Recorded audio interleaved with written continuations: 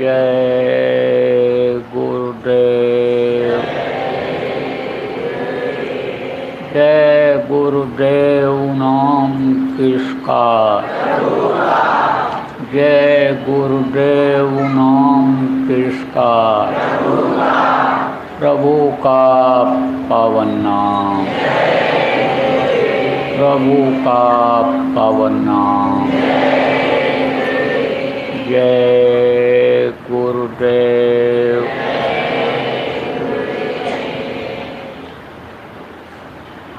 मेरे प्यारे गुरु दातार मंगता द्वारे खड़ा,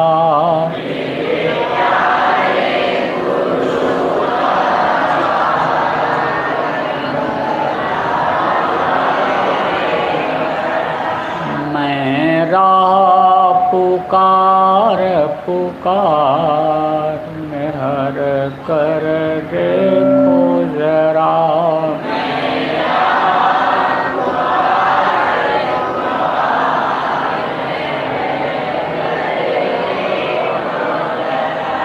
मुझे जय भक्ति दान काल दुख बहुत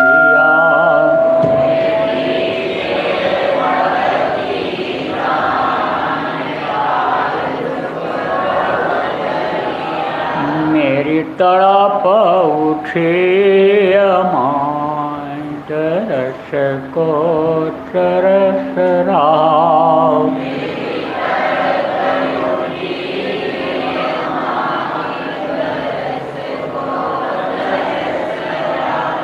बरसाओ घटाय पार प्रेम रंग दीजे बहा,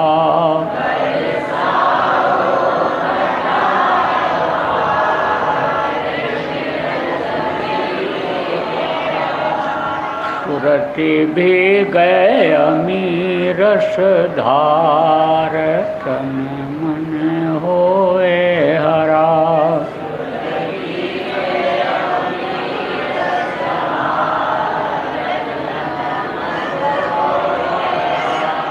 मेरा जीवन सफल हुई जाए तुम गुण गाऊं सदा,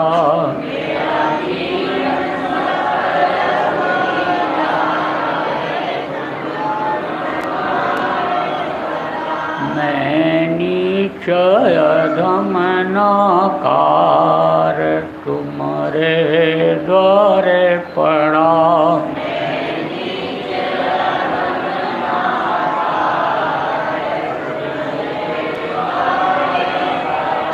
मेरी बिनती सुनो दर प्यार घट उमगाओ दया,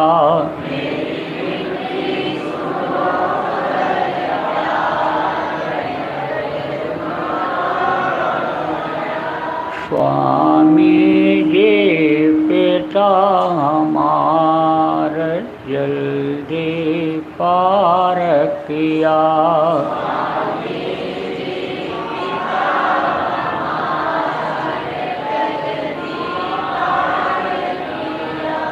जय गुरुदेव स्वामी पिता हमार जल्दी पार करो,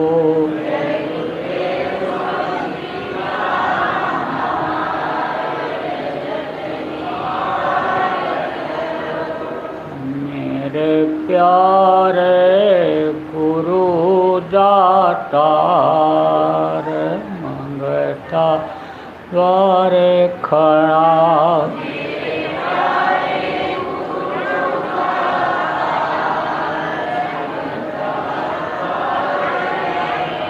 मैं रहा पुकार पुकार मेहर कर देखो जरा,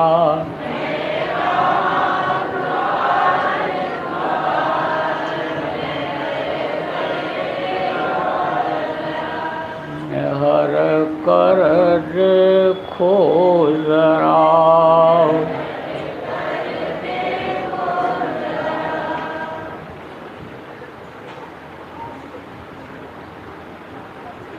जय गुरुदेव।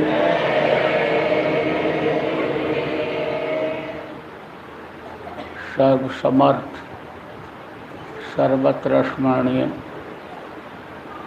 परम पूज्य गुरु जी महाराज, उपस्थित सभी सत्संगी धर्म प्रेमी बच्चों एवं बच्चियों, गुरु महाराज की अपार दया मेहर हुई और आज 18 सितंबर 2022 को प्रातःकाल के बेला में जम्बू के आप प्रेमियों का सत्संग के माध्यम से दर्शन का अवसर मिला। आप लोगों के ऊपर भी उस मालिक की दया कृपा मेहरबानी हुई कि आप घर के नाना जंजाल से निकलकर सत्संग सुनने के लिए यहाँ पर आए। बगैर प्रभु की कृपा के, बगैर उनकी मेहरबानी के ऐसा अवसर जीवन में आदमी को मिलता नहीं है। और इस समय पर विशेष रूप से कलयुग में तो धर्म कर्म को लोग भूल ही रहे हैं, प्रभु को लोग भूल रहे हैं। कलयुग में तो बस केवल शरीर को ही खाने पीने, स्वस्थ रखने और इसको आराम मिले, इसी में लगे हुए हैं। पहले के समय में बराबर लोग सत्संग में जाया करते थे और सत्संग में जब लोग जाते थे तो हर तरह की जानकारी रहती थी। गृहस्थ आश्रम में कैसे रहा जाए, भाई भाई के साथ कैसा व्यवहार करे, पिता पुत्र के साथ कैसा बर्ताव करे, पत्नी का फर्ज, सास और बहू का क्या फर्ज, बेटे और समझो कि अन्नदाता का क्या फर्ज, आप ये समझो, ये सब की जानकारी लोगों को होती थी। तब देखो आज की तरह से घर घर में लड़ाई झगड़ा नहीं था, वैमनस्यता ईर्ष्या द्वेष नहीं था। लोगों का जब खान पान सही था, शाकाहारी भोजन जो मनुष्य के खाने के लिए प्रकृति ने बनाया, इसकी जानकारी जब लोगों को रहती थी और शाकाहारी भोजन जब करते थे, जब नशा से लोग मुक्त रहते थे तो हर काम में मन लगता था। गृहस्थी यही जो थी, घर यही जो था, यही स्वर्ग जैसा मालूम पड़ता था। लेकिन अब नरक जैसा हो रहा है। घर छोड़ छोड़ करके लोग भाग रहे हैं, औरतें जल करके मर रही हैं। आप ये देखो कि ये वो देश है कि जहाँ पर भाई भाई के लिए जंगल चला गया था राम के साथ लक्ष्मण, और अब भाई भाई के खून का प्यासा हो रहा है। ये वो धरती है जहाँ पर समय पर जाड़ा, समय पर गर्मी, समय पर बरसात होती थी। सतयुग का वक्त ऐसा था कि काश्तकार को, खेती करने वाले किसान को एक बार बो देने के बाद 27 बार तक बोना नहीं पड़ता था। अपने आप काट करके ले आया और अपने आप फसल बढ़ जाती थी। जब ज़रूरत पड़ती थी बादल आते थे, बरस जाते थे। नियत लोगों की दुरुस्त थी, बरकत होती थी, कोई किसी के आगे हाथ नहीं फैलाता था, प्रभु को याद रखता था, जिसको आज लोग भूल रहे हैं। दो ही चीज़ को तो भूल रहे हैं, परमात्मा को भूल रहे हैं और मौत को भूल रहे हैं। और समझाने में, सुलझाने में सारा समय जीवन का चला जा रहा है। लेकिन जब उसको याद रखते थे, प्रभु को याद रखते थे, तब वो अनि समझो जो सबका देने वाला है, सबका सृजनहार है, वो बिना मांगे लोगों को देता था। कहने का मतलब यह है कि थोड़ा भी अगर लोगों में होता था तो उसमें गुजर बसर हो जाता था, काम चल जाता था। अब देखो ज़्यादा भी मिलता है लेकिन बरकत नहीं होती है। बरकत किसको कहते हैं? बरकत लाभ को कहते हैं, बचत को कहते हैं। बचत नहीं होती है और बल्कि घाटा ही रहता है। तो एक समय ऐसा भी था कि दूसरे के धन को लोग जहर से जहर मानते थे और दूसरे की माँ बहन को अपनी माँ और बहन की तरह से समझा करते थे। उस समय पर नियम था लोगों का, 15वें दिन महीने में एक बार संतों के पास जाते ही जाते थे और उनसे सीखते थे कि कैसे गृहस्थाश्रम में रहा जाए। और उनके बताए रास्ते पर जब चलते थे तब आप ये समझो बड़ी खुशहाली थी। तो प्रेमियों, इस समय भी इस चीज़ की ज़रूरत है। देखो, आप इतने लोग बैठे हो और किसी न किसी रूप में भगवान को मानते हो, भगवान का नाम लेते हो, आप धार्मिक हो। धार्मिक अगर न होते तो यहाँ धर्म और कर्म के संदेश को, आध्यात्मिक सत्संग को सुनने के लिए आप लोग नहीं आते। किसी न किसी रूप में भगवान को याद करते हो। और अगर कह दिया जाए आपसे कि भगवान से आपको मिलवा दिया जाएगा, पूछा जाए कि भगवान से मिलवा दे, कहोगे हाँ बहुत अच्छा रहेगा। भगवान को खोजने के लिए तो हम मंदिरों में जाते हैं, दुआ आशीर्वाद लेने के लिए हम यानी तीर्थों में जाते हैं। भगवान को तो हमको मिलवा दो तो बहुत बड़ा एहसान होगा आपका। लेकिन कह दिया जाए खाने को नहीं मिलेगा और भगवान 24 घंटा साथ में रहेंगे, तब कहोगे नहीं। पहले कह दो पेट भर दें भगवान, तब हमको आप भगवान अच्छे लगेंगे। आप समझो कि भूख में कोई चीज़ अच्छी नहीं लगती है, कितनी भी बढ़िया चीज़ हो, लेकिन अगर भूख लगा है और आप सोना चांदी हाथ में पकड़ा दो तो कहेगा इसकी हमको ज़रूरत नहीं है। 4 दिन का 6 दिन के भूखे आदमी को आप हीरा दे दो कि लो इसको लो, ये तुम्हारा है, कहेगा नहीं, पहले रोटी दे दो, फिर उसके बाद में ये चीज़ हमको अच्छी लगेगी।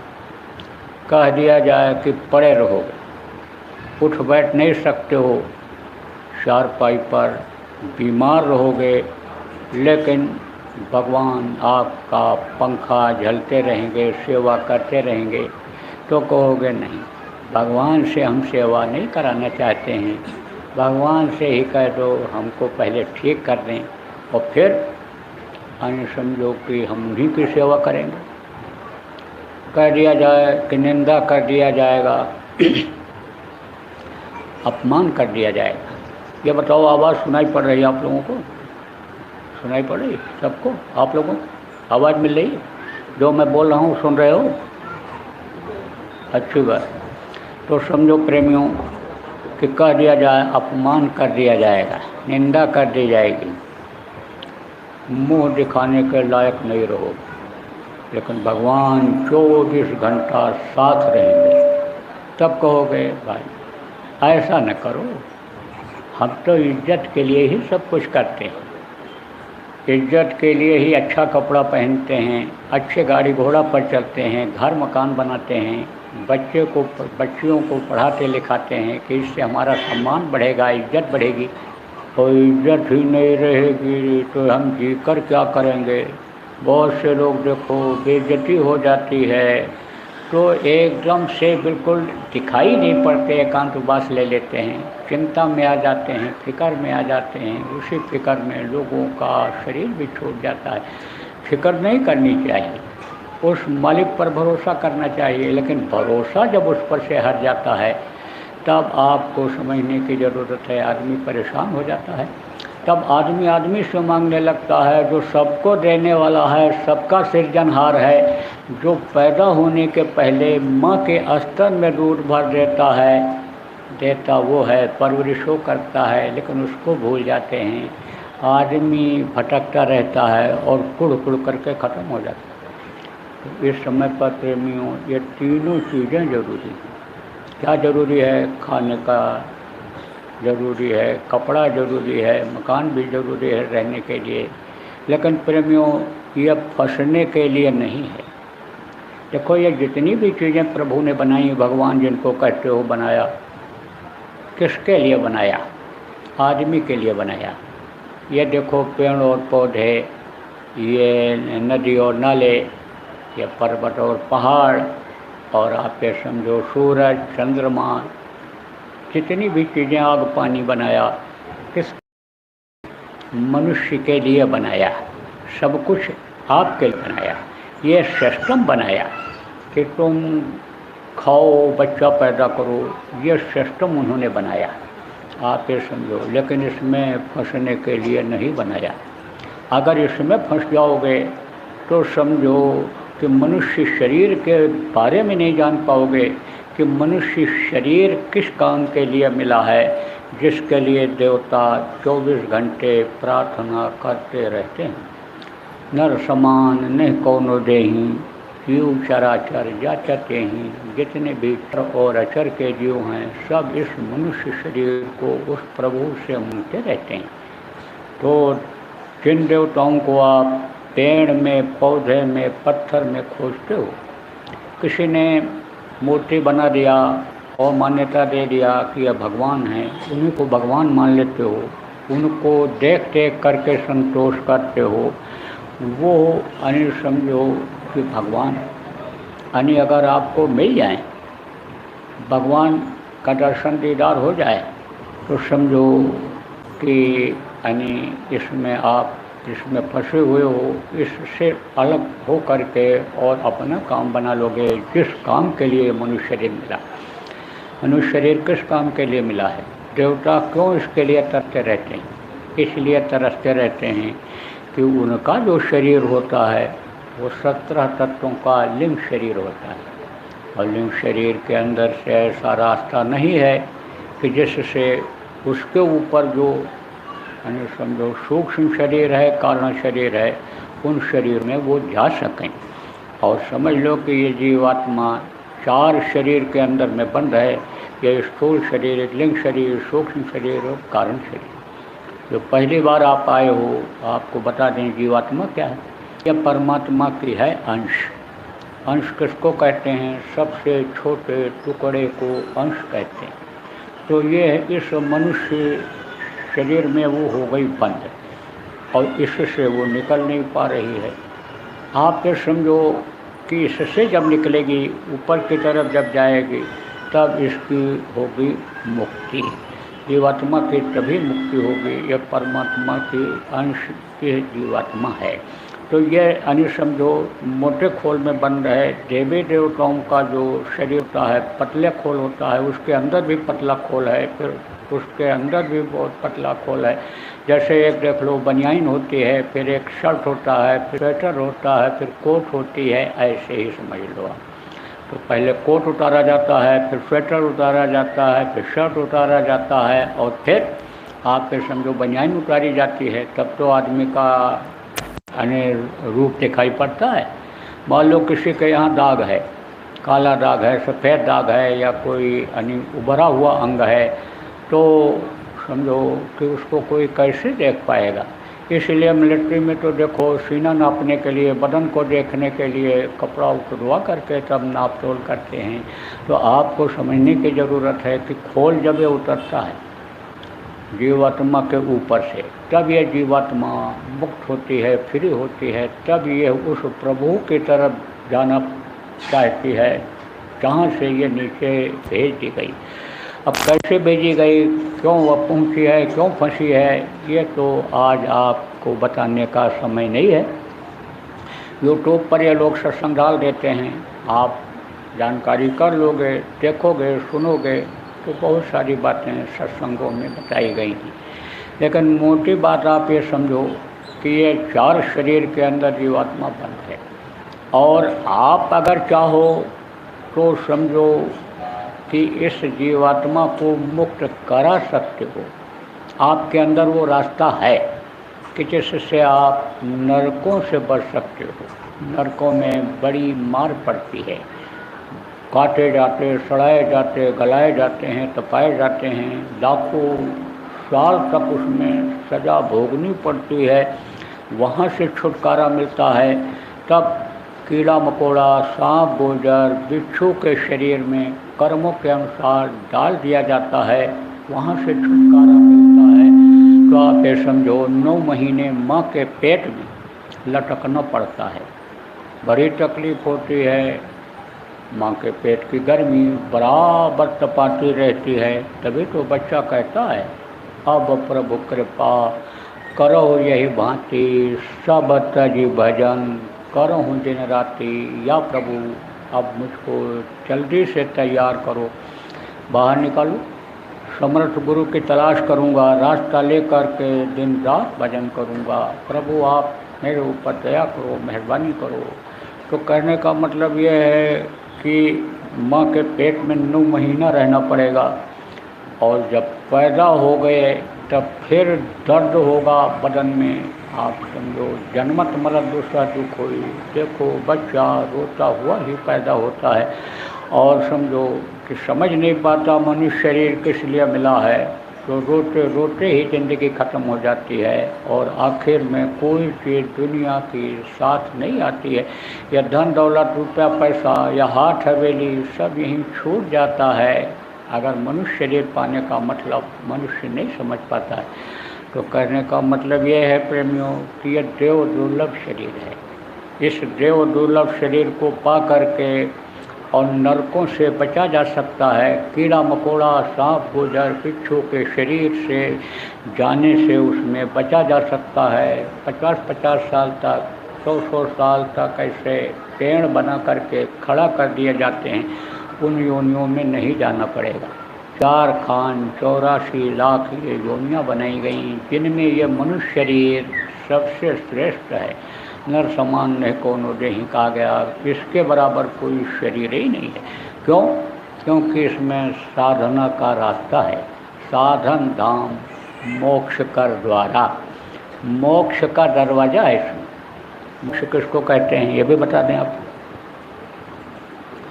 शमशान घाट पर आप मुर्दा जलाने के लिए गए हो गए जाते, तो वहाँ पर लिखा रहता है मुक्ति धाम मोक्ष धाम। अब कोई मुर्दा लेकर के जब जाता है और जलाने में समय लग गया तो वापस लेकर आता है। बाज़ार खरीदने, सामान खरीदने जाओ, दुकान बंद हो गई, बेचने जाओ, दुकान बंद हो गई, तो कहोगे वापस ले चलो, कल आ करके बेच जाएंगे। लेकिन मुर्दा को कोई वापस लाता है? नहीं लाता है, चाहे 2 दिन लग जाए। लेकिन कहते हैं अब हम इसको मुक्ति दिला करके, इनको मुक्ति दिला करके ही फिर आएंगे। तो शरीर की मुक्ति तो हो जाती है, लेकिन आत्मा की मुक्ति नहीं होती। आत्मा ये फंस जाती है कर्मों के अनुसार। जो जस कीन सो तस फल चाखा, कर्म प्रधान विश्व रच राखा, कर्मों का फल भोगना पड़ता है, ये फंस जाती है। तो यह कहाँ पहुँच जाए कि इसको मुक्ति हो जाए, जहाँ से ये वापस ना आवे, जहाँ से ये आई है, उतारी गई है नीचे। तो वो जगह कौन सी है? उसी को संतों ने सचखंड कहा, सतलोक कहा, उसी को। लेकिन बहुत तेज रोता है। क्यों रोता है ये भी बता दें। माँ के पेट में जब रहता है तो प्रभु का दर्शन होता रहता है, और पिछले जन्म में कहाँ थे वो भी दिखाई पड़ता है। कीड़ा थे, मकोड़ा थे, ये देखो चूहा बन गए, सांप ने पकड़ लिया, ये देखो खा रहा है, ये देखो बकरा थे, काट दे रहे हैं, भैंसा थे, तड़प रहा हूँ, देखो ये मार रहे हैं, काट रहे हैं, ये सब देखता रहता है। तभी तो रोता है, तभी तो चिल्लाता है प्रभु से, और उस समय पर झलक मिल जाती है, अंदर में दर्शन हो जाता है। क्यों? क्योंकि इन्हीं दोनों आँखों के बीच में जो तीसरी आँख है वो खुली रहती है, तब उस प्रभु का दर्शन हो जाता है। और बाहर जब ये निकलता है तो काल और माया का देश बताया गया, पर्दा पड़ जाता है। काल किसको कहा गया? जो जब चाहे इसको मिटा दे, जब चाहे बना दे, उन्हीं का ये देश है। माया किसको कहते हैं? रुपया पैसा को और औरतों को माया बताया गया, तो इनका पर्दा पड़ जाता है। जीवन भर देखो आदमी इसी के लिए परेशान रहता है, इसी के पीछे दौड़ता रहता है, तो पर्दा है। जन्मते वक्त भी तकलीफ़ होती है और मरते वक्त भी प्रेमियों तकलीफ़ होती है। देखो कुछ लोगों के प्राण जो पापी कुकर्मी जीव होते हैं, उनके प्राण को यमराज के भयंकर दूत आकर के निकालते हैं। भयंकर दूत कैसे होते हैं यमराज के? वो एकदम से डरावना चेहरा, ओ लंबे तिरंगे, उनके चेहरे की बनावट अलग, 3 आँखें होती हैं, काले कलूटे कुरूपी होते हैं। आँखें दिखाते ही मालूम पड़ता है कि जैसे तेज रोशनी निकल रही हो, ज्वाला निकल रही हो उनके आँखों से। और जब आवाज़ लगाते हैं तो मरने वाले का खून पानी हो जाता है। आप ये समझो कि चिल्लाता है, रोता है, काम नहीं करता है, जबान टुटली हो जाती है, मुंह काम नहीं करता है, आँखों से जल्दी दिखाई नहीं पड़ता है, कान बहरे हो जाते हैं, टुटली जबान से ही काका, चाचा, नाना, मामा, बच्चों को, पोतों को, जिनको पूरी ज़िंदगी याद करता रहा, वो उसी को पुकारता है और वो सब लोग खड़े रहते हैं, कोई मदद नहीं कर सकते। क्यों? क्योंकि न तो उनको देख सकते हैं यमराज के दूतों को, और न उनकी बात को सुन सकते हैं वो इन बाहरी कानों से। उसको तो सुनाई पड़ता है, उसका पर्दा हट जाता है उस समय पर। मरते समय भी पर्दा हट जाता है, पैदा होते समय भी आप ये समझो, पैदा होने से पहले पर्दा हटता है, लेकिन आप ये समझो यहाँ तो पर्दा है, तो आपके तो पर्दा पड़ा हुआ है काल और माया के, इस देश का, लोभ का, मोह का, क्रोध का, काम का, ये सब पर्दा लगा हुआ है, कर्मों का, अच्छे और बुरे कर्मों का पर्दा लगा हुआ है। कैसे देख पाओगे? न तो देवताओं को अपनी आँखों से, इन आँखों से देख सकते हो, न प्रेतों को देख सकते हो, न इनको जिन्न पिशाच यानी इनको देख सकते हो, न दूतों को यमराज के देख सकते हो। लेकिन मरने वाला देखता है। मरने वाला जब देखता है तब पुकारता है कोई मददगार हो जाए, लेकिन कोई मददगार नहीं होता है। इसीलिए गोस्वामी जी महाराज ने कहा, कोटि कोटि मन जतन कराही, अंतराम कहियावत नहीं। प्रभु याद नहीं आता है उस समय वो नाम जिसके लिए गोस्वामी जी ने भी कहा, राम न सकहि नाम गुण गाई, कहाँ लग करो में नाम बढ़ाई। वो जो ध्वन्यात्मक नाम है वो मिलता नहीं, जानता नहीं, जाप करता नहीं है, सुमिरन करता नहीं है, नामदान लेने के बाद भी नाम मालूम हो गया, करता नहीं है, तो नाम मुँह से नहीं निकलता है। तो फिर वो यमराज के दूत ले जाते हैं, तो बड़ी तकलीफ़ होती है, हड्डी हड्डी चटकती है। जब वो हथौड़ी और मुकदर मारते हैं खाली करने के लिए आत्मा के ऊपर, जब वो ज्वाला दिखाते हैं, मशाल दिखाते हैं, तब समझो ये प्राण भागते हैं, नीचे की तरफ से निकलते हैं। बड़ी तकलीफ़ होती है। देखो किसी चीज़ में खिंचाव होता है तो तकलीफ़ होती है। नसों में कैसे खिंचाव हो रहा है, समझे आप, तो तकलीफ़ होती है। ऐसे खींच करके जब कोई चीज़ निकाली जाती है, जैसे हाथ पकड़ करके कोई गाड़ी से निकालता है, हाथ पकड़ करके जब कोई यानी कमरे से निकालता है तो तकलीफ़ होती है। ऐसे ही जीवात्मा को बड़ी तकलीफ़ होती है। तो नर्क और 84 से यानी बचा जा सकता है। ये मनुष्य शरीर जो आपको मिला है, इससे आपकी बचत हो सकती है। लेकिन कब? जब ये चीज़ें की कमी नहीं रहेगी, खाने की, रहने की, पहनने की कमी नहीं रहेगी, जब लड़ाई झगड़ा से बचे रहेंगे, जब हाय हत्या लगी रहती है, पैसा कहाँ से आवे, पूरा नहीं पड़ रहा है, कहाँ से आवे, कहाँ से आवे, उसका जब चिंता बनी रहेगी, तो कैसे आप दोनों काम एक साथ कर पाओगे? इसलिए इसको सही करना ज़रूरी है। देखो प्रेमियों, लालच जो होता है वो पतन का घर होता है, पतन कराता है, नुकसान कराता है लालच।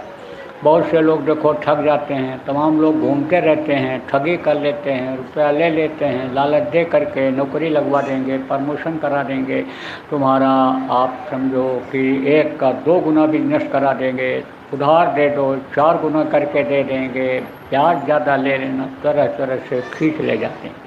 और उसमें लालच में आदमी दे देता है, प्रॉपर्टी खरीद लेता है सुख के लिए कि कमाई हो जाएगी, पैसा आ जाएगा, बिकती ही नहीं है तो पैसा फंस गया, चिंता बनी रहती है। तो यह सब चिंताएं भी दूर होना ज़रूरी है। तो मोटी मोटी बातें आपको बताऊंगा कि जिससे आपका लोक भी बना रहे और परलोक भी बन जाए। लोक बनाना किसको कहते हैं? कहते हो अच्छा खाते हैं, अच्छा पहनते हैं, अच्छे घर में रहते हैं, लोग इनको प्रणाम करते हैं, नमस्कार करते हैं, इनका पैर छूते हैं, इनका सम्मान करते हैं, इनका लोक बना हुआ है। पर लोक बनाना किसको कहते हैं? जहाँ पर आप रहते हो ये मृत लोक है, इसके ऊपर बहुत से लोग हैं, ये सूर्य चंद्रमा इन सब लोगों का लोक। 33 करोड़ दुर्गा और 10 करोड़ शंभू तो शुरू में ही बनाए गए थे। और अब तो देखो घर घर देवता पैदा हो गए, गांव गांव में देवता पैदा हो गए, पेड़ पेड़ में देवता प्रकट हो गए। तो समझो कि ये वो देवता तो नहीं है, वो देवता ऊपर रहते हैं, उनके सबके इनके लोक हैं। शिवलोक है, ब्रह्मा लोक है, विष्णु लोक है, इनकी माँ आद्या महाशक्ति का लोक है, ईश्वर लोक है, ब्रह्म लोक है, पार ब्रह्म लोक है, आप ये समझो सतलोक है, अलख लोक है, अनगम लोक है, अनामी लोक है, ये सब लोक है। तो उन लोकों में भी आप घर में बैठ कर के आने जाने लग जाओ, उसका भी रास्ता इसी मनुष्य शरीर में है। तो आपको दोनों बातें बताई जाएंगी कि आपको खाने की भी दिक्कत न हो, रोग से भी मुक्ति रहे, क्योंकि ये चीज़ें अक्सर जो है देखने को मिल रही। इसी में लोग बैठे हैं और न बताओ न बताऊं और चैलेंज करो तो मैं बता दूंगा कि इनके घर में कोई न कोई बीमार रहता ही रहता है। खाने की दिक्कत नहीं है, अनाज है, फल फूल है, अच्छा मकान है, गाड़ी घोड़ा है, सब कुछ है, लेकिन उसके साथ साथ दवाइयों से साथ नहीं छूटता है। दवाइयों का स्टॉक रहता है। बहुत से लोगों के यहाँ ऐसी ऐसी दवाएं मिलेंगी जो नज़दीक के आपके दवाखाने में केमिस्ट के यहाँ नहीं मिलेंगी। तो आप ये समझो कि घर घर में बीमारी और घर घर में लड़ाई झगड़ा। और आप ये समझो कि कोई गरीब लड़ता है तो मालूम हो जाता है, लेकिन जब अमीर लड़ते हैं, अमीर घर की औरतें लड़ती हैं, तब वो नहीं मालूम होता है, क्योंकि वो तो गरीब लोग होते हैं, भद्दी भद्दी गाली देते हैं, जोर से बोलते हैं। और बड़े घरों में धीरे से बोलते हैं, अंग्रेजी में गाली देते हैं एक दूसरे को, तो सब लोग नहीं समझ पाते। तो घर घर में बीमारी, घर घर में लड़ाई झगड़ा, घर घर में वैमनस्यता, घर घर में आदमी दुखी। आप कोई चैलेंज करो तो 2, 4, 6, 10 को बता दूँगा, पूछ लेना, सबके सामने न बताऊँ, अलग से ले जाना, कहना भाई आपको बताया है बाबा ने, तो दुखी तो हम भी बहुत हैं, पहले अपने बताओ कि हम भी बहुत दुखी हैं, ये तकलीफ़ है हमको। तो खुद ही बता देगा भाई उसी मरी के हम भी मरी जाएँ, हमको भी तकलीफ़ है, दूर कैसे होगा। तो तकलीफ़ को तो दूर सब लोग करना चाहते हैं। तो ये देखो कम समय में आपको बहुत सारी बातें जो पहली बार आए हो नहीं बताया जा सकता है, तो मोटी मोटी बातें आपको बता देता हूँ। देखो थोड़ा सा कम खाओ, मन को मना लो, क्योंकि जो चीज़ें नुकसान करती हैं मन उसी को खाने के लिए मांगता है और फिर वो मन खिलाता चला जाता है, तो वो चीज़ करती है नुकसान। और थोड़ा बर्दाश्त कर लो, लड़ाई झगड़े से बचे रहोगे। कम खाओगे तो दवा नहीं लेनी पड़ेगी, ऑपरेशन नहीं कराना पड़ेगा, डॉक्टर के पास नहीं जाना पड़ेगा। और 2 बात अगर बर्दाश्त कर लोगे, छोटी मोटी बातों को टाल दोगे, तो आपको थाना पुलिस की ज़रूरत नहीं रहेगी, आने जाने की ज़रूरत नहीं रहेगी, कोर्ट कचहरी की ज़रूरत नहीं रहेगी। जब कहीं फंस जाओ या न चाहते हुए भी अब आजकल लोग, कुछ लोग ऐसे होते हैं फंसा देते हैं, आप समझो जान करके परेशान होते हैं, उसकी बात तो अलग है। लेकिन ऐसे टालने की, बचाने की कोशिश करो लड़ाई और झगड़े को, उसको टालने की कोशिश करो तो उससे आपको आज़ादी रहेगी, स्वतंत्रता रहेगी, समय रहेगा, पैसे की भी आपके बचत होगी। और थोड़ा यानी बरकत के लिए यानी मेहनत और ईमानदारी की कमाई करो। लक्ष्मी खुश रहती हैं कि जब मेहनत करके लाते हैं, पसीना बहा करके लाते हैं तो खुश रहती हैं, तो वो रुक जाती हैं। और अगर दिल दुखा के लाएंगे, मार काट के लाएंगे, छीन करके लाएंगे, ठग करके लाएंगे तो लक्ष्मी रुकती नहीं है। हाय हत्या लगी रहती है, दिमाग उधर ही रहता है फितूर में, कौन बड़ा आदमी है, किससे पैसे कर लें, किससे ठग लें, कहाँ कहाँ। कुछ लोग तो ऐसे ही चलते रहते हैं, कोई मिल जाए महीने का खर्चा निकालने वाला, उसी को ठग लेते हैं। तो आपको समझने की ज़रूरत है, उसमें बरकत नहीं होती, लगा रहता है कुछ न कुछ। इसलिए मेहनत और ईमानदारी की कमाई करो। अब आप समझो प्रेमियों, उसमें ऐसे भी लोग हैं कि जो कहा गया है ना, सास और बहू का झगड़ा मशहूर होता है। तो इसमें ऐसे भी घर की बैठी हैं ये बच्चियाँ और माताएँ कि जिनके घर में आए दिन कुछ कुछ हो जाता है, आए दिन। और कभी कभी तो वो नौबत आ जाती है कि बर्दाश्त से बाहर हो जाता है, घर से भाग जाने की नौबत आ जाती है। तो ऐसी स्थिति में बच्चियों क्या करना, वो बता देता हूँ। ऐसी हालत में जब एक को क्रोध आवे तो दूसरा चुप हो जाए, और ना बर्दाश्त हो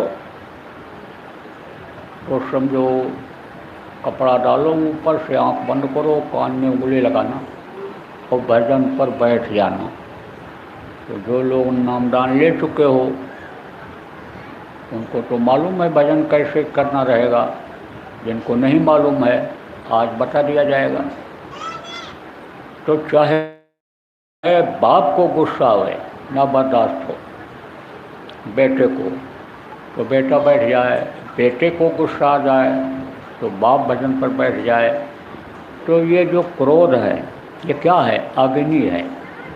और अग्नि का सिद्धांत है कि क्रोध यानी अग्नि का सिद्धांत है कि अग्नि जलती है तो बुझती है।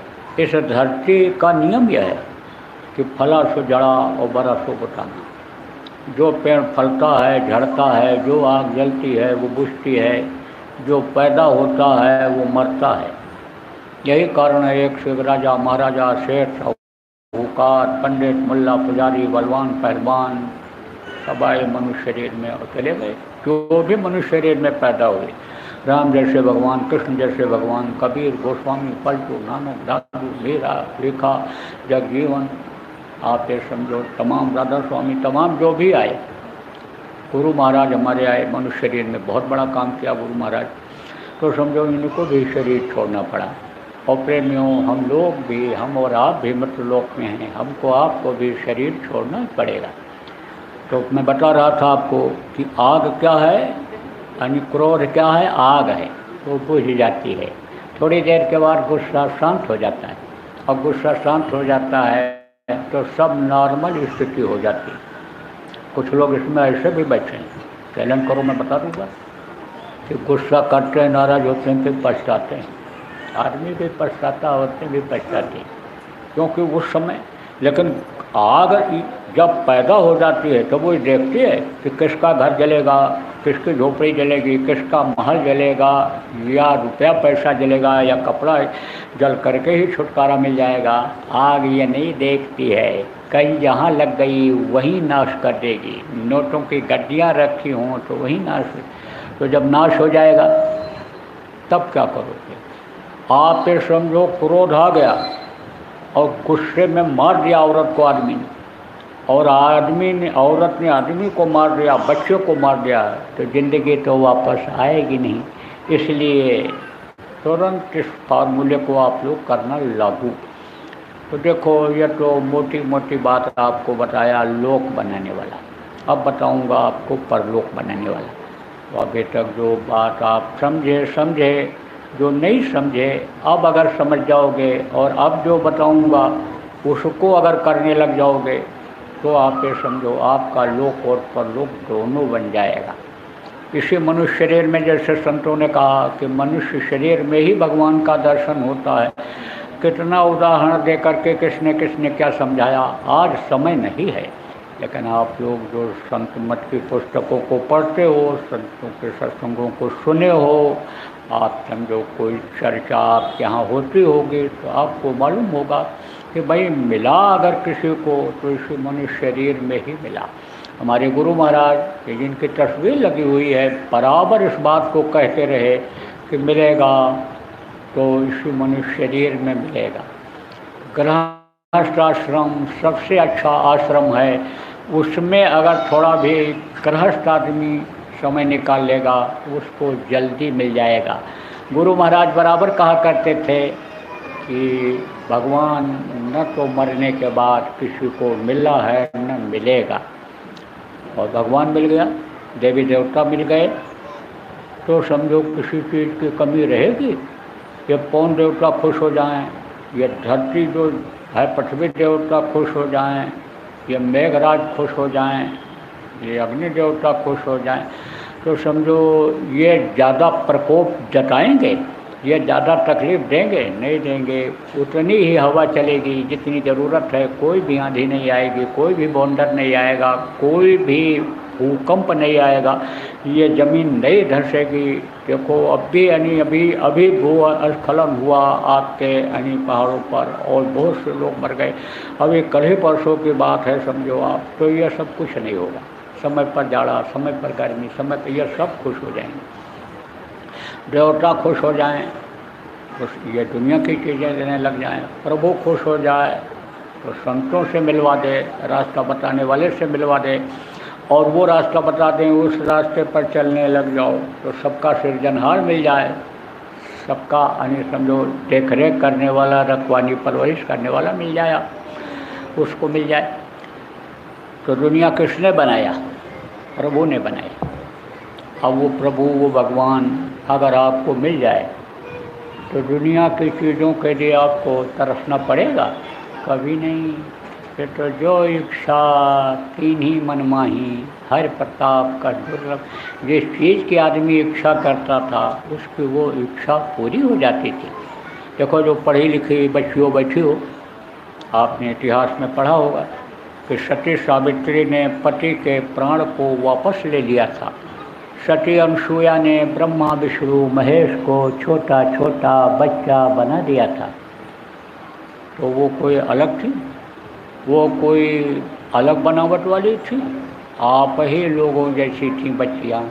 लेकिन आप तो शरीर के लिए ही सब कुछ करने में लगी हुई हो कि यह सुखी रहे। बच्चों को भी पैदा होने वालों को पढ़ाती लिखाती हो, योग्य बनाती हो, परवरिश करती हो कि बुढ़ापे में दो रोटी का सहारा बनेंगे, शरीर के लिए ही सब कुछ करती हो। और वो अपनी आत्मा को जगाती थी। मीरा ने अपनी आत्मा को जगाया। मीरा सूरत आसमानी, उसकी सूरत जब जाती थी ऊपर चढ़ती थी और वहाँ का नज़ारा देखती थी तब मस्त हो जाती थी। वो लाइन करती थी तो परेशान हो जाती। तो मोटी बात आप ये समझो कि आपके अंदर भी ताकत आ सकती है, इच्छा करते ही वो चीज़ हाजिर हो सकती है। और पुरुष का कमज़ोर हैं। अरे भाई हनुमान जी ने इच्छा ही तो किया था। आप समझो इच्छा किया था। क्या इच्छा किया? कि हम जाएं उड़ करके संजीवनी बूटे ले आवें, क्योंकि समय कम है। सूरज निकलते ही लक्ष्मण का प्राण निकल जाएगा तो रात में ही वो पहुंच जाए जड़ी, लेकिन दूरी ज़्यादा थी। बोले उड़ कर जाएँ। इच्छा किया और छोटा रूप बन गया और उमा शक्ति आ गई, उड़ करके गए। जब देखा कि पहचान में नहीं आ रही संजीवनी, बोले पहाड़ उठा करके ले चलना पड़ेगा। तब फिर इच्छा किया कि हम भारी भरकम शरीर वाले बन जाएं। तो गरिमा शक्ति आ गई, अरुमा गरुमा महिमा लघुमा, ये सब शक्तियाँ, ये सब सिद्धि है, कामधेनु कल्पवृक्ष ये सिद्धि है, ये बहुत जल्दी मिल जाती है। तो इच्छा हो गई। इच्छा हो गई भारी भरकम शरीर हो गया। अब उड़ने को हुआ, तब फिर बोले अब छोटे हो जाएं, तो छोटे हो गए। इच्छा ही किया। तो इच्छा जिस चीज़ की आदमी करता है उसकी पूरी हो जाती है। इसीलिए कहा गया एक ही साधे सब सद है और सब साधे सब जाए। ये उसी को साध लो, प्रभु को प्राप्त कर लो, सब काम बन जाए। तो प्रभु के प्राप्ति का रास्ता इसी मनुष्य शरीर में है। ये हमारे गुरु महाराज ये बताते थे, कहते थे किराए का मकान है, जैसे किराए का मकान होता है एक दिन खाली करना पड़ता है, ऐसे कहते थे कि इसको एक दिन खाली कर देना पड़ेगा। इसलिए इसके रहते रहते जिस काम के लिए उसने तुमको मौका दिया, तुम्हारा दांव लग गया, मनुष्य शरीर मिल गया, तो उसमें अब हारो नहीं जिंदगी से। दांव लग गया तो जीत जाओ। तो समझो गुरु महाराज ने बहुत लोगों को रास्ता बताया और रास्ते पर चलाया और मंजिल तक पहुंचा भी दिया। अब वो इस दुख के संसार में दुख झेलने के लिए आने वाले नहीं हैं। आपको समझने की ज़रूरत है प्रेमियों। जो बताया निकल जाता है एक बार, वापस फिर यहाँ नहीं आता है, वो लोग चले गए। अब यह संतों की परंपरा रही है कि जब उनको जाने का होता है तब वो दूसरे को चार्ज देते हैं और बता करके जाते हैं कि ये आप इस काम को देखेंगे, हमारा काम करेंगे।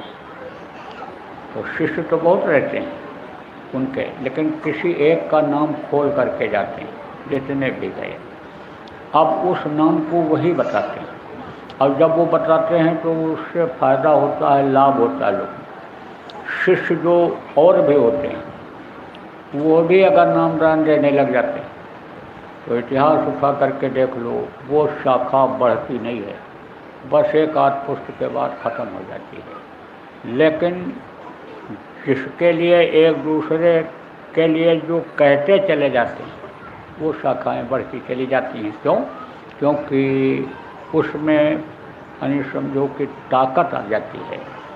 देखो एक साथ दो पेड़ लगाते हो, लेकिन एक ही साइज कर रहे हैं, लेकिन एक जल्दी बढ़ जाता है और दूसरा कम बढ़ता है। तो उसको ताकत कहाँ से मिलती है? ज़मीन से मिलती है, आसमान से मिलती है। ओस मिलता है उसको, बरसात यानी कि ओस से ही वो अपने को बढ़ा लेता है। ज़मीन से ताकत मिलती है तो वो पेड़ बड़ा हो जाता है, फल देने लग जाता है। तो यह परंपरा कोई नई नहीं है, ये बहुत दिनों से चली आ रही है कि एक दूसरे को बता करके जाते हैं। गुरु महाराज जाने से पहले प्रेमियों मुझ न चीज़ के लिए हुक्म करके गए थे, सत्संग में बता करके गए थे कि नए लोगों को यह नामदान देंगे और पुरानों की संभाल करेंगे। तो बराबर पुरानों की भी संभाल की बातें करता रहता हूँ कि भाई जो गुरु महाराज के नामदानी हो, आप लोग बराबर सुमिरन ध्यान भजन करते रहो। जब सुमिरन ध्यान भजन करोगे गुरु को तभी समझ पाओगे। गुरु जो कहते थे कि सेवा को भी भजन में जोड़ दिया जाएगा, जब सेवा करोगे तब समझो कि गुरु के बताए नाम को समझोगे। उनकी कमाई सुमिरन ध्यान भजन के द्वारा जो की जाती है उसको आप करोगे, समझोगे उसको, तब गुरु की पहचान होगी। क्योंकि समर्थ गुरु की पहचान हड्डी और मांस से नहीं होती है, अंतर से होती है। अंतर में जब वो मिलते हैं तब विश्वास होता है। जब अंतर की आँख से दिखाई पड़ते हैं शब्द रूप में, तो जब मौजूद रहते हैं तब तो वो दोनों तरफ से दिखाई पड़ते हैं। आप समझो बाहर शरीर हाड़ मांस के शरीर में भी दिखाई पड़ते हैं, और जब चले जाते हैं दुनिया संसार से तो अंतर में मिलते हैं। तो गुरु महाराज तो प्रेमियों, तो गुरु महाराज का नामदानी हो चले गए, लेकिन अंतर में आपको मिलेंगे। और यह भी आपको बता दें, जब कोई किसी को देखता है तभी प्रेम होता है। जब नहीं देखता है तो नज़दीक का रिश्ता छूट जाता है, और दूर का रिश्ता वाले अगर बराबर मिलते रहें तो प्रेम उन्हीं से बढ़ता चला जाता है। तो समझो जब गुरु को बराबर देखते रहोगे, दर्शन मिलता रहेगा अंतर में, तो बराबर प्रेम रहेगा। और जब प्रेम रहेगा तो देखो जैसे दोस्त से प्रेम करता है, हर ज़रूरत की चीज़ों को पूरा करता है। आपके समझो जैसे और रिश्ते हैं, यानी समझो वो एक दूसरे से जब प्रेम हो जाता है तो प्रेम में समझो मोटी बात कि कोई क्या नहीं कर देता है। इसलिए समझो प्रेमियों कि जब प्रेम हो जाएगा गुरु से तो देने वाले तो गुरु ही होते हैं। कहा गया ना, धरनी जहलो देखिए टहलो सबय भिखार, और दाता केवल सतगुरु चेत न माने हार। तो प्रेमियों गुरु महाराज आपको कोई भी चीज़ देने में कसर नहीं रखेंगे। जब पेट भरा रहेगा, तन ढकने कपड़ा रहेगा, जब आप ये समझो कि सम्मान जिस स्तर पर रहते हो, मजदूर हो तो मजदूरी स्तर पर, कर्मचारी हो उस स्तर पर, व्यापारी हो उस स्तर पर, और अगर कोई नेता हो उस स्तर पर आपका सम्मान जब बना रहेगा, तब आप ये समझो थोड़ी देर भगवान को भी याद करोगे, प्रभु को भी याद करोगे। इसलिए समझो प्रेमियों कि गुरु के बताए रास्ते पर चलते रहो, यही है गुरु भक्ति। और गुरु भक्ति करोगे तब ये दुनिया का ये जाल छूटेगा, अंदर के बंधन कटेंगे, तभी आप की मुक्ति और मोक्ष का समझो रास्ता खुलेगा। तो नए लोग जो आए हो, अब गुरु के आदेश का पालन तो करने करना। जहाँ भी जाता हूँ सब जगह नामदान देता हूँ। समझो जहाँ भी गया, चाहे थोड़े लोग हों चाहे बारी ज़्यादा लोग हों, गुरु महाराज के हमारे कार्यक्रम में लाखों लाख की भीड़ होती थी। अब गुरु के नाम का कार्यक्रम जहाँ आयोजित होता है, आप समझो वहाँ भी लाखों लोगों की भीड़ होती है। आप ये समझो प्रेमियों, और आप जैसे थोड़े लोग हो यहाँ हाल में ही बैठे हुए हो, ऐसे ऐसे भी लोग आते हैं। विदेशों में मैं गया, बड़े बड़े देशों में, कई देशों में गया तो कई देशों 15 देशों में तो नामदान दे करके आया।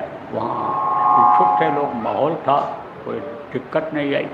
तो आप ये समझो वहाँ तो छोटे ऐसे हाल में ही ये चौथाई हिस्सा इसका समझो वहाँ भी बैठ गए लोग, तो वहाँ भी नामदान दे दिया। क्यों दे देता हूँ? क्योंकि पहले एक समय ऐसा था कि मनुष्य अपनी उम्र को पूरा करके दुनिया संसार छोड़ता था, लेकिन इस समय घर से कोई निकले तो कोई गारंटी है कि 2 घंटे के बाद ठीक ठाक घर में वापस आ जाएगा? कोई गारंटी नहीं। और अगर ये शरीर छूट गया तो यह मनुष्य शरीर फिर दोबारा जल्दी मिलने वाला नहीं है, इसलिए दे देता हूँ। आज आप इतने लोग आए हो, भारी संख्या में नए लोग हो, अब सब लोग इस बात को नहीं समझ पाओगे।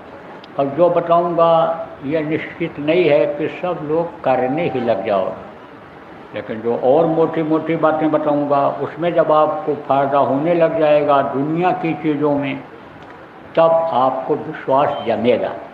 और फिर जब विश्वास होगा तब दूसरे लोगों से आप पूछने लगोगे कि भाई और क्या बताए थे, वो जो नाम बताए थे वो कैसे क्या है। तो तब आप इसको सीखोगे और करने लग जाओगे। तो करने लग जाओगे तो जन्म मरण से तो छुटकारा पा जाओगे। और मान लो अगर समझो कि जन्मना ही पड़ा तो समझो कि 84 लाख योनियों में तो नहीं जाना पड़ेगा, इसलिए नामदान दे देता हूँ, आपको भी दे दूँगा। अब आप समझो प्रेम बच्चों और बच्चियों कि नाम क्या होता है। नाम देखो, यानी एक तो मुंह से लेने वाला होता है जो आप अपने लड़के का नाम रखते हो, एक नाम वो होता है उस नाम से एक दूसरे को पुकारते हो जो मुंह से लेते हो, और एक नाम है ध्वन्यात्मक नाम। शब्द से ही यह सारा संसार बना, आवाज़ पर ही ये सब निर्भर है। तो शब्द रूपी नाम है वो शब्द जो ऊपर से उतरा है उसी से नाम अन्य समझो कि ये प्रकट होता चला गया है, तो वो नाम कहलाता है ध्वन्यात्मक नाम, शब्द वेदी नाम। तो ये आदि नाम है। कोट नाम संसार में ताते मुक्त न होए, आदि नाम जो गुप्त जब बिरला समझे कोई, तो यह आदि नाम 5 नाम बताऊंगा आपको। अब जिसका नाम होता है उसका रूप होता है, उसका स्थान होता है, उसकी आवाज़ होती है। जैसे आपका नाम है तो आपका ये चेहरा है, रूप है, और आप कहीं रहते हो आपका स्थान है। इसी तरह से ये 5 धनी हैं, इनका नाम है, इनका रूप है, इनका स्थान है, इनकी आवाज़ है। तो वो मैं अभी आपको बताऊंगा, रटाऊंगा, याद कराऊंगा। जितना भी आप याद कर सको याद कर लो, जो ना याद हो पावे उसका लिखा हुआ कागज़ यहीं अभी आपको मिल जाएगा।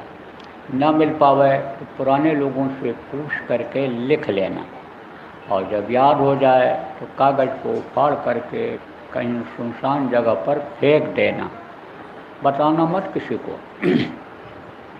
अगर आप बता दोगे तो उसका कोई फ़ायदा होने वाला नहीं है, आप ये समझ लो। क्यों, ये भी बता दें, जैसे मैंने बताया कि जिसको अधिकार दे करके संत जाते हैं, वक्त के महापुरुष, वक्त के सदगुरु जिनको कहा गया, समर्थ गुरु जिनको कहा गया, जिसको अधिकार देकर जाते, उसके मुंह से सुनना जरूरी होता है। उदाहरण देकर बता दूं आपको, पीपल, पाकड़ और रसाल, ये 3 पेड़ होते हैं। इनका बीज सीधे अगर ज़मीन पर गिर जाए तो उगता नहीं है। पक्षी, चिड़िया जिसको कहते हो, बीज को यानी पक्षी फल को मुंह में लेकर खाता है, और उसके मुंह से जब बीज नीचे ज़मीन पर गिरता है तब उसमें अंकुर निकलता है, पौधा बनता है और फल निकलता है। तो आप समझो कि दूसरे के बताने से फलदायी नहीं होगा, उसके मुंह से सुनना जरूरी है। तो आप किसी को भी मत बताना, लिख कर मत देना, रिकॉर्ड करके भी मत किसी को सुनाना। अगर आप बता दोगे तो उसका तो कोई फ़ायदा होने वाला है नहीं, और अगर ये नाराज़ हो गए तो कोई नुकसान वाली बात आ जाए तो नुकसान का कोई भी काम आप मत करना। लेकिन जो पुराने नामदानी हैं उनसे आप समझ लेना, क्योंकि सारी बातों को एक बार बताने से लोग समझ नहीं पाते हैं, तो सहारा लेना पड़ता है। और पुराने लोग जो आप नामदानी हो, इनको खूब ठीक से समझा देना। ये जब समझ जाएं, इनसे पूछ लो, याद हो जाए इनको, तब समझो कि इनको छोड़ना रहेगा आपको। तो ये 5 नाम, 5 रूप, 5 स्थान, 5 की आवाज़ में अभी आपको बताऊंगा। यह है निर्मायक नाम। निर्मायक किसको कहते हैं? जो माया के इस लोक में नहीं आते हैं उनको निर्मायक कहते हैं। जो माँ के पेट में बंद करके पल करके बाहर निकलते हैं वो मायक कहलाते हैं। वो भी आते हैं, वो भी महापुरुष आते हैं धरती पर। किस काम के लिए आते हैं? धर्म के स्थापना के लिए आते हैं। जैसे राम आए थे, कृष्ण आए थे, जैसे आप ये समझो अन्य समझो कि अन्य महापुरुष आए, ये सब लोग आते थे। तो जब उन्होंने एक नाम को लोगों को विश्वास के लिए जगा करके बताया है कि जिससे इनको विश्वास हो जाए, फायदा हो जाए, मुसीबत में रक्षा हो जाए। जैसे त्रेता में राम आए थे, राम नाम उन्होंने जगाया था। आपको याद होगा, अगर राम की कथा सुने होंगे तो याद होगा कि जब लंका पर विजय प्राप्त करने के लिए, जीतने के लिए जा रहे थे, रावण को परास्त करने के लिए, दुष्ट का संहार करने, धर्म की स्थापना के लिए जा रहे थे, तो समुद्र में पुल बनाने की ज़रूरत पड़ी थी। तो बंदर और बालुओं से राम ने कहा, बनाओ पुल, चलो उस पार। बंदर और बालुओं ने कहा, पुल बनेगा कैसे? कोई सामान तो है नहीं। तब बोले, पत्थर डालो। तो पत्थर डाला, डूब गया पत्थर। बोले, कितना पत्थर लाएंगे, समुद्र में डालेंगे, कितना समय लगेगा? तब राम ने कहा, अच्छा तो तुम राम राम लिख करके पत्थर के ऊपर और समुद्र में डालो। तो राम राम लिख करके जब पत्थर पर समुद्र में डाले तो सारे पत्थर तैरने लगे और वही बन गया पुल। राम नाम में शक्ति थी, विश्वास जगा उनका, उससे काम हुआ। कृष्ण आए, कृष्ण नाम को जगाया। कृष्ण कृष्ण जिसने जहाँ पर पुकारा वहाँ पर खड़े हुए मिले कृष्ण, मदद किया लोगों की। आप समझो कि जब संतों का आगमन हुआ तो इन लोगों ने भी नाम जगाया। जैसे कबीर साहब ने सत साहब नाम जगाया, नानक साहब ने वाहे गुरु नाम जगाया। गुरु के जलवा को जब अंतर में देखा और उछल पड़े, वह गुरु वह गुरु वह गुरु, वारे मेरे गुरु, क्या जलवा है आप। तो उन्होंने जो है वाहे गुरु नाम में शक्ति ला दिया। आप समझो राधा स्वामी आए, सूर्या जी महाराज उन्होंने राधा स्वामी नाम को जगाया। हालांकि बहुत पहले कबीर साहब का करके गए थे। कबीर धारा आगम की सदगुरु ने बताया, उलटता है सुमिरन करो, स्वामी संग मिलाए। स्वामी किसको कहा गया? सत्पुरुष को कहा गया। और समझो कि राधा किसको कहा गया? सूरज को, जीवात्मा को कहा गया।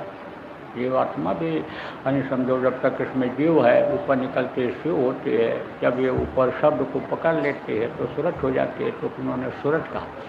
तो आप ये समझो कि सूरज जब दर्शन करते हो उस रूप का तो उसी रूप में हो जाती है। स्वामी संग मिलाए, तो समझो कि राधा स्वामी नाम उन्होंने जगाया। हमारे जब गुरु महाराज आए तो इन्होंने जय गुरुदेव नाम को जगाया। कैसे जगाते हैं इसको भी बता देता हूँ। देखो प्रेमियों, बच्चों और बच्चियों, आप जितने लोग भी यहाँ बैठे हो सब जुड़े हुए हो। कहाँ से जुड़े हुए हो? उस प्रभु से जुड़े हुए हो। बहुत पतले तार के द्वारा जुड़े हुए हो।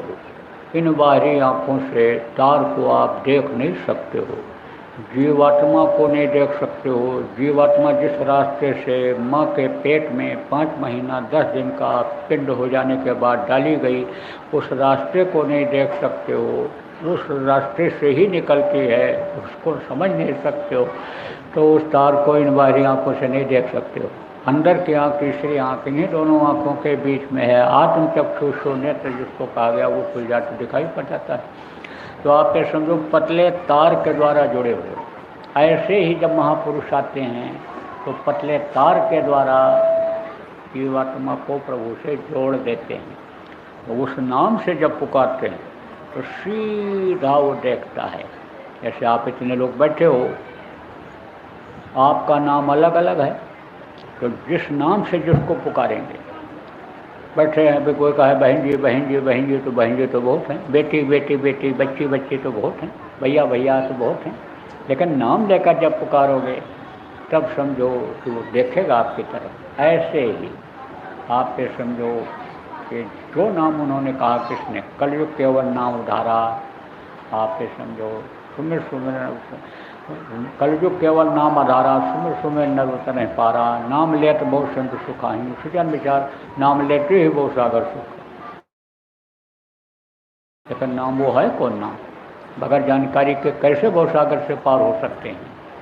तो समझो उसके लिए कहा नाम रहा संतन आधीना, और संत बिना कोई नाम न चीना। जब संत पहचान करा देते हैं कि ये वक्त का नाम है, इसीलिए कहा जाता है वक्त का नाम, वक्त का गुरु, वक्त का डॉक्टर, वक्त का मास्टर की ज़रूरत पड़ती है।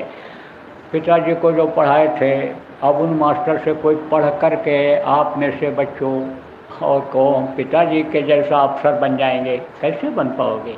तो वक्त के मास्टर, रोग जो बैठ चले गए ठीक किए थे दादाजी का, उनसे कहो वही रोग हमको हो गया तो हम उनसे इलाज करा के ठीक हो जाएं, कहाँ से करा सकते हो? आपको समय के हकीम वैद्य डॉक्टर के पास जाना पड़ेगा। तो समझो वक्त के नाम, वक्त का जो नाम होता है वो मददगार हो जाता है, फ़ायदेमंद हो जाता है। तो वो नाम किसके अधीन होता है? संतों के। तो संत जगाते हैं। तो हमारे गुरु महाराज जो अब इस दुनिया संसार में नहीं रहे, जिनकी ये तस्वीर लगी हुई है, इन्होंने जय गुरुदेव नाम को जगाया था और बताया था कि प्रभु की पूरी शक्ति इस जय गुरुदेव नाम में भरी हुई है। कोई भी परीक्षा लेकर देख सकता है।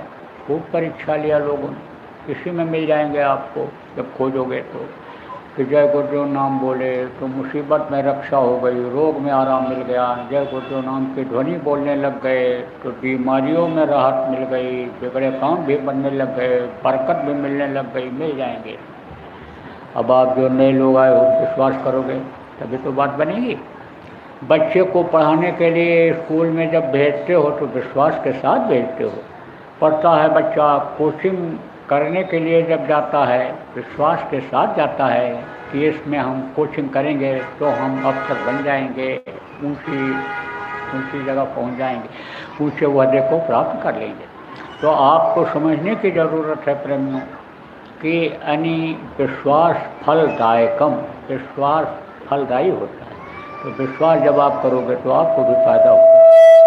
तो देख लो, इस जय गुरुदेव नाम में प्रभु की, परमात्मा की पूरी शक्ति भरी हुई है। और आप लोगों के यहाँ जिनके जिनके यहाँ भी ये दिक्कतें मैंने बताई हैं, इस तरह की दिक्कत हो, बीमारी हो, लड़ाई झगड़ा हो, कुछ वैमनस्यता हो, रुपया पैसा में बरकत न होती हो, दिमागी टेंशन बढ़ जाता हो, सोचने समझने की शक्ति खत्म हो जाती हो, ऐसे सब लोग जय गुरुदेव नाम के ध्वनि बोलना शुरू कर दो। तो ये क्या है, यह समझो आध्यात्म की पहली सीढ़ी है। दूसरी सीढ़ी अब ये बताऊंगा, दूसरा पाठ पढ़ाऊंगा, लेकिन वो घर के लोग तो यहाँ हैं नहीं, तो उनको कैसे फ़ायदा होगा। आपको जो नाम बताऊंगा उसको जपोगे, जैसा बताऊंगा ध्यान लगाओगे, भजन करोगे, आपको तो फ़ायदा होगा। लेकिन जो खाएगा उसी के मुँह में तो जाएगा, उसी को तो स्वाद मिलेगा, उसी के पेट में तो जाएगा। तो उसको आपको परिवार वालों को बताना नहीं है। लेकिन परिवार में अगर कोई बीमार हो जाए, रात को सवारी न मिले, तो कंधे पर लाद करके ले जाते हो कि नहीं ले जाते हो। बच्चे को यानी गोद में उठा करके 3 किलोमीटर 4 किलोमीटर पैदल अस्पताल ले जाते हो, नहीं ले जाते हो। तो तकलीफ़ आपको भी झेलनी पड़ती है। इसलिए तकलीफ़ आवे क्यों, पहले नहीं स्टे ले लो, ब्रेकर बना दो पहले ही कि तकलीफ़ आवे ही नहीं। अब जब उनसे बुलवाने लगोगे, किससे, परिवार वालों से जय गुरुदेव नाम की ध्वनि, और जय गुरुदेव नाम रट जाएगा और मुसीबत जब दिखाई पड़ने लगेगी कहीं और बोलेंगे तो बचेंगे कि नहीं बचेंगे। आदत बन जाएगी। कहा गया ना, दुख में सुमिरन सब करें और सुख में करे न कोई, जो सुख में सुमिरन करे तो दुख काहे को। बराबर जब प्रभु को याद करते रहोगे, आप समझो, तो दुख आएगा क्यों, तकलीफ आएगी क्यों। तो नाम ध्वनि बुलवाना और बुलवाना 1 घंटा, जिनके यहाँ तकलीफ़ है 1 घंटा, और जिनके यहाँ कम तकलीफ़ है वो लोग भी आधा घंटा, कि तकलीफ़ आवे नहीं। आधा घंटा ही सुबह शाम परिवार वालों को इकट्ठा करके और जय गुरुदेव नाम की ध्वनि बुलवाना शुरू कर दो। तो बोलोगे कैसे, यह भी बता दें आपको। जय गुरुदेव, जय गुरुदेव, जय गुरुदेव, जय जय गुरुदेव।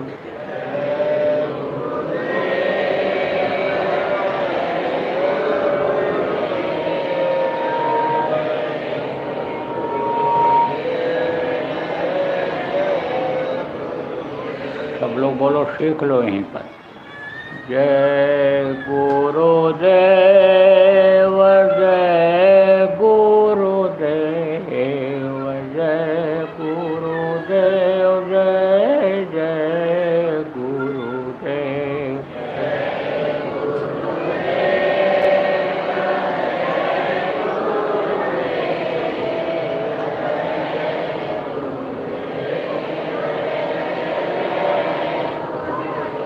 देखो, तरीका यही है बोलने का। अब वैसे तो देखो, फिल्मी तर्ज पर, कव्वाली की तर्ज पर और इस तर्ज पर उस तर्ज पर नाम को लोग बोलते रहते हैं, लेकिन ये तरीका होता है। देखो, आवाज़ ही ये जो है वो पान फूल खिला देती है और ये जूता मार खिला देती है।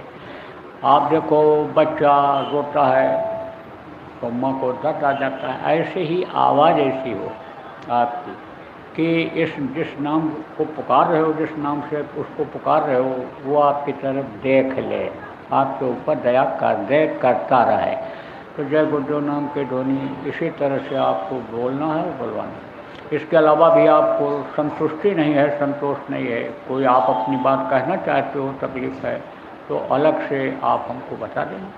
और हमारे साथ जो लोग रहेंगे वो आपको कुछ बताएंगे, कोई पर्चा देंगे या उपाय बता देंगे, उसको करते रहना, तो उससे आपको फ़ायदा मिलेगा। अब आप समझो कि यह नाम जो आपको बताऊंगा, इसको अगर आप जपोगे और इसमें अगर आप तरक्की कर ले गए और इनका दर्शन अंतर में आपको होने लग गया, इनकी आवाज़ अगर आपको सुनाई पड़ने लग गई, सब तो कोसों दूर ये तकलीफ़ें आपकी चली जाएंगी।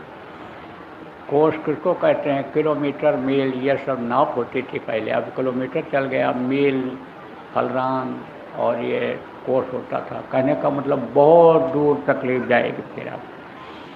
तो वो आप ये समझो, यह है 5 नंबर। तो बताऊंगा आपको, इसके लिए ना आपको घर छोड़ना है, न ज़मीन जायदाद छोड़नी है, न बाल बच्चों को छोड़ना है।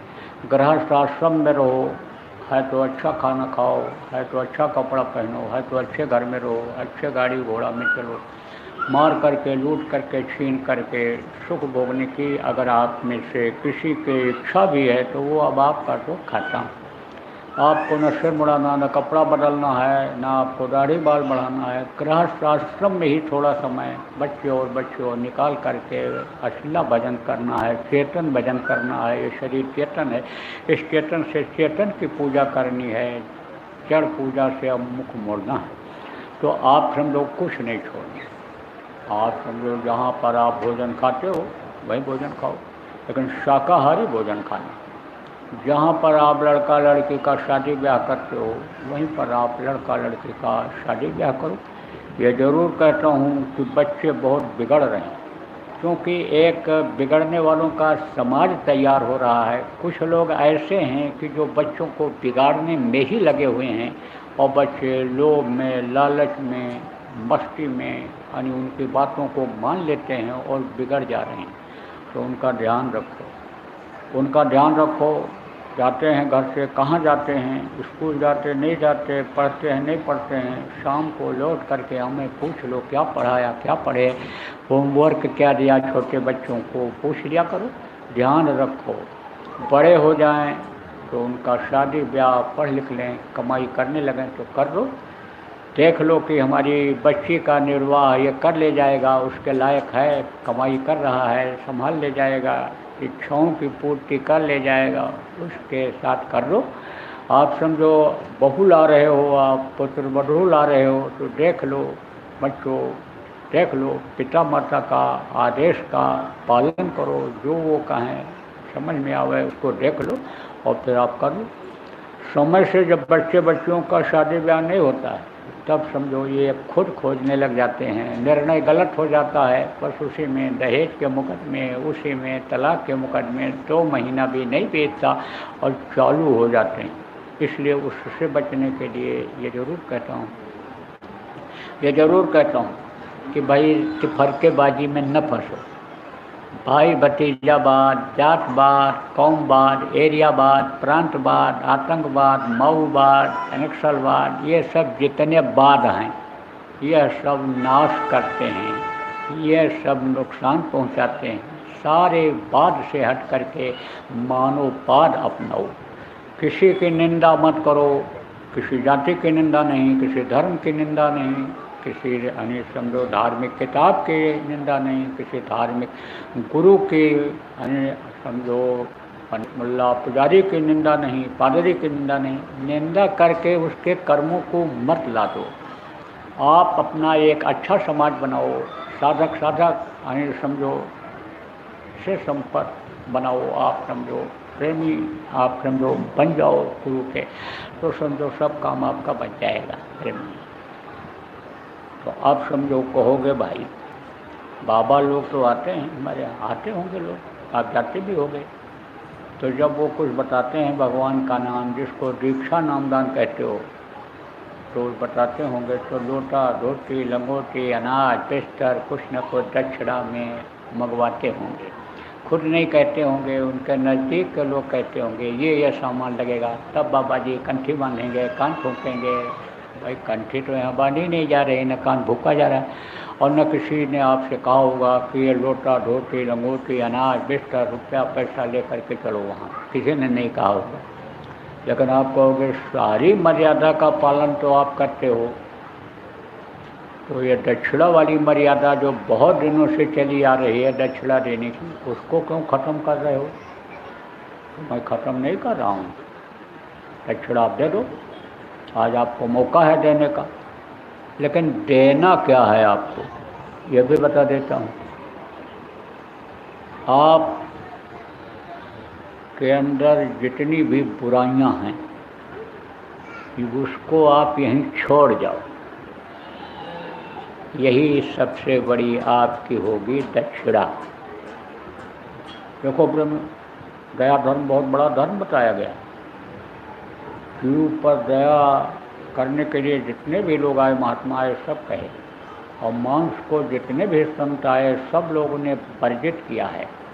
उदाहरण देकर समझाने का आज समय नहीं है, लेकिन सब लोगों ने कहा कि जानवरों का मांस, पशु पक्षियों का मांस नहीं खाना चाहिए, बुद्धि खराब होती है। गुरु महाराज बराबर कहते रहे, खून बेमेल हो जाता है, तरह तरह के मांस खाने से पशु पक्षियों के खून बेमेल हो जाता है, तरह तरह की बीमारियां आ जाती हैं।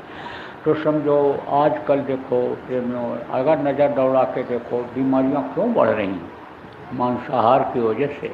अपराध क्यों बढ़ रहा है, शराब के और नशीली गोलियों, नशीली चीज़ों के खाने पीने की वजह से अपराध बहुत बढ़ रहा है। तो इससे बचो आप, दया करो उन जीवों पर जो आपके खाने से काटे जाते हैं, आपके ज़बान के स्वाद की वजह से काटे जाते हैं, उन पर आप दया करो। आपकी उंगली कट जाए कितना दर्द होगा, आपके बच्चे को तकलीफ़ हो जाती है, कट जाता है, कहीं ठोकर लग गई, आपको कितनी तकलीफ़ होती है, सोचो। वो भी तो किसी का बच्चा है। कुछ लोग बकरी को पालते हैं, बच्चा जब होता है उसको बहुत प्यार करते हैं, खूब खिलाते हैं, उसके बाद जब मन में आया बस हलाल कर दिया, काट दिया। अरे जो गल काटे और का अपना रहा कटाए, साहब के दरबार में बदला कहीं न जाए, बदला देना पड़ता है। तो दया करो। अब कुछ लोग इसमें हैं, वो ये कहेंगे हम तो पैसा दे कर लाते हैं, कोई हलाल थोड़ो करते हैं, हम थोड़ो मारते हैं। अरे आपकी वजह से तो हलाली होती है, आपकी वजह से तो वो जानवर काटे जाते हैं। आप मांस खाना बंद कर दो, वो समझो क्यों कोई काटेगा। एक समय ऐसा आएगा कि पूरे देश में मांस की जितनी दुकानें हैं सब बंद हो जाएंगी, अंडे की जितनी दुकानें हैं सब बंद हो जाएंगी, नशीली चीज़ों के खाने पीने वाली जितनी भी चीज़ें हैं, शराब जैसी ये दुकानें, ये सब बंद हो जाएंगी। वो समय आएगा। वो कौन सा समय होगा? सतयुग का समय होगा। लेकिन उससे पहले सतयुग और कलयुग के बीच में संघर्ष होगा। उस हनी का भाई पियोगे, उनका जो बीज है वो खाओगे, अरे तो नाराज हो जाएगा। तो कभी भी न खाना अंडा, और न बच्चों को अंडा खिलाना।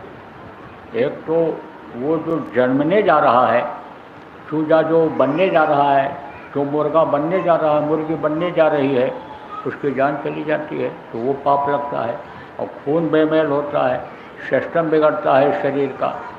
यही कारण है बार बार ऑपरेशन कराते हैं, लेकिन सही नहीं होता है।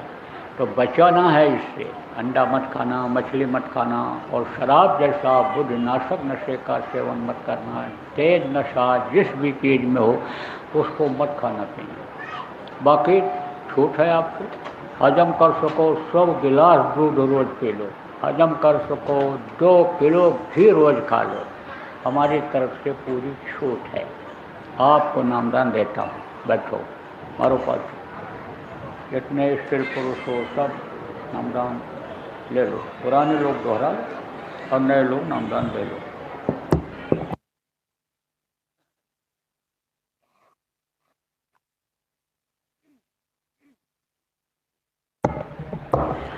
जो जो नाम मैं बोलूँगा आप बोलना, और जब मैं बोलना बंद कर दूँगा तो आप भी बोलना बंद कर दें, और फिर आपको समझाऊँगा।